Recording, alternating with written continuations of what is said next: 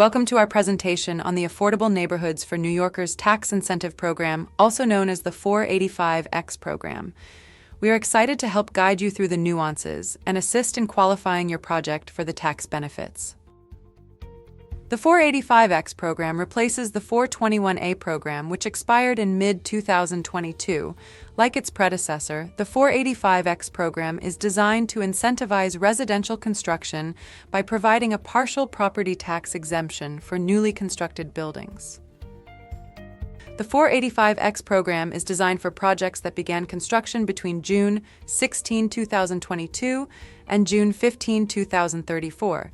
The construction must be completed on or before June 15, 2038. The program is designed for projects with at least 6 units. Qualifying projects should make all reasonable efforts to contract at least 25% of the total construction costs to MWBE businesses. A registration notice must be submitted to HPD within 6 months of the construction commencement date, informing them of the intent to apply for the 485X program. Finally, the 485X program does have a rent stabilization requirement.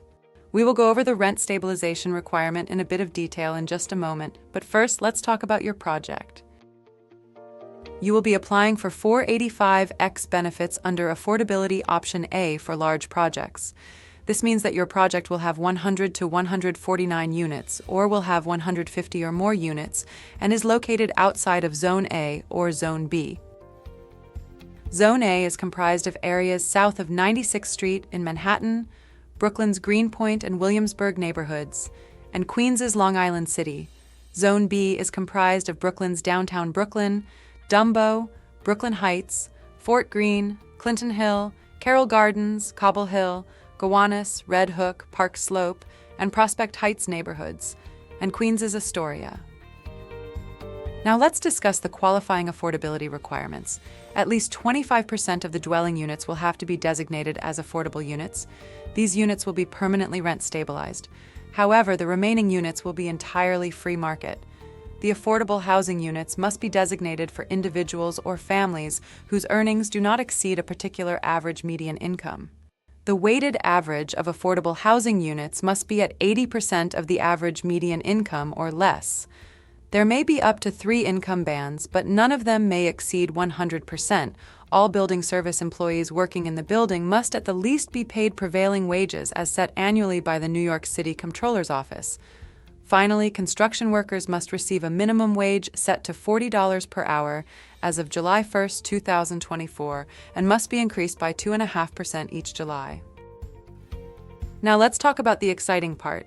The benefits you can expect your project may receive a 35-year tax benefit after construction is completed.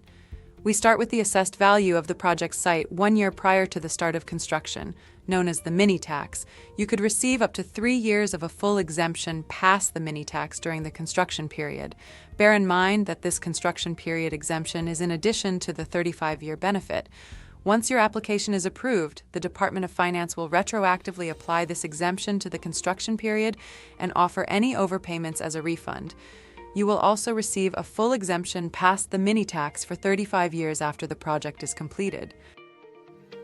And there you have it, the 485X program in a nutshell. We thank you for letting us tell you all about it and look forward to working with you on your project. We are always here and happy to speak to you about this or any other project that you might have. You can also visit 485-x.com to learn more.